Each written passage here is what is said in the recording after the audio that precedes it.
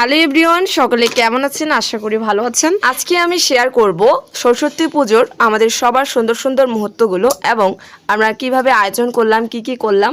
দিনের বেলা সময় পাই নাই, এই কারণে হচ্ছে রাতে আমরা পুজোর জন্য ফুলদানি বানাতে শুরু করে দিছি সবাই। আর এই দিকে চলতেছে আমাদের হচ্ছে ব্লাউজে ফেব্রিক ডিজাইন।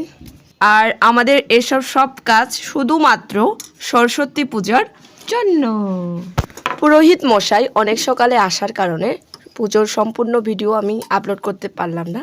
কারণ হচ্ছে অনেক সকালে আসার কারণে আমি পুজোর কাজে ব্যস্ত ছিলাম এবং সুবর্ণা বোন স্কুলে গেছিল, এই কারণে ভিডিও করতে পারে নাই বা ভিডিও করে দিতে পারে নাই। পুজোর পুষ্পাঞ্জলি শেষ হওয়ার পর এখন সবাই মিলে একটু হালকা ডান্স। হ্যালো গাইস, তো আমরা এখন ভিডিও শুট করে একদম সমাপ্তি করে যাচ্ছি বাড়ি। আপনাদের সরস্বতী পূজাটা কেমন কাটতেছে বা কেমন কাটিয়েছেন অবশ্যই কমেন্টে জানাবেন। এই কথাটা বলতে ভুলবেন না বা কমেন্ট করতে ভুলবেন না। আর অবশ্যই একটা লাইক তো চাই। প্লিজ গাইস, প্লিজ ভিডিওটা শেয়ার করে দিবেন প্লিজ। বোনকে ভিডিও শ্যুট করে দেওয়ার পর চলে আসলাম প্রসাদের আয়োজনে। সরস্বতী পুজো মানেই তো খিচুড়ির আয়োজন। প্রসাদের আয়োজন ছিল বিভিন্ন রকম ফলমূলের এবং সেই সাথে ছিল খিচুড়ি এবং তার সাথে ছিল সবজি। প্রসাদ হয়ে যাওয়ার পর সবাই বসে পড়েছে প্রসাদ খাইতে, আর আমি গেছিলাম শ্যুট করে দিতে। প্রসাদ খাওয়ার পর সম্পূর্ণ দিনের কাজ শেষ করে আমরা চলে এলাম রাতের আরতিতে।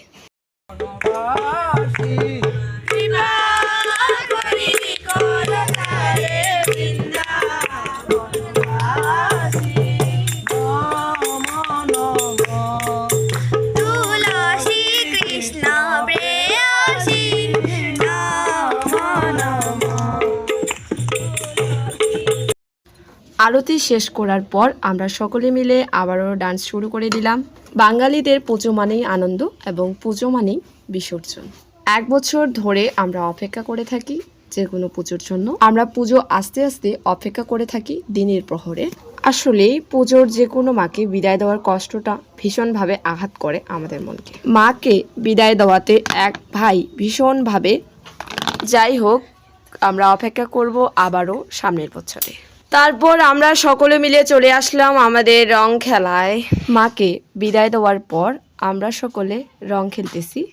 বিসর্জনে রং খেলে এবং হচ্ছে কালাকালি দিয়ে কে কাকে চিনতে পারতেছেন অবশ্যই কমেন্ট করে জানাবেন। আর এভাবে তো আমরা নিজেই নিজেদেরকে চিনতে পারতেছি না।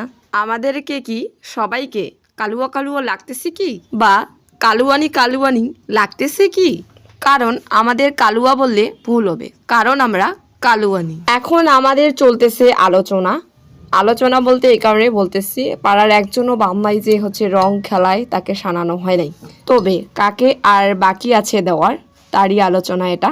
তো আর কিছু বকবক না করি, আজকে এ পর্যন্তই শেষ করি। সকলে ভালো থাকবেন, সুস্থ থাকবেন এবং কার কেমন পুজো কাটলো অবশ্যই কিন্তু জানাবেন কমেন্টে।